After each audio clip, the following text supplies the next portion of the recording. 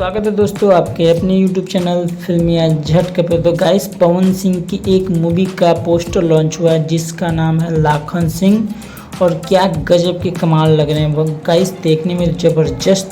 और ये मूवी है जो लाखन सिंह डाकू हैं उनकी स्टोरी पे बेस्ड है। बात तो सही है। और गाइस सुन रहे कि इसमें पैसा दबा कर लगा जाए। मैं नहीं मानता। भोजपुरी की सबसे बड़ी मूवी होने वाली है और इसमें पवन सिंह जी हैं जो लाखन डाकू के रोल में नजर आएंगे। और ज़बरदस्त इनका लुक भी देखकर वाह क्या गजब लग रहा है, मज़ा आ जा रहा है देख के गाइस। तो ये है अपडेट, न्यू अपडेट। तो गाइस बताइएगा। और एक बात, जहाँ पे पैसा लगता है भोजपुरी में उसका टीजर आएगा, फिर ट्रेलर आएगा। तो देखते हैं गाइस किस तरह का धमाका होने वाला है पवन सिंह के द्वारा।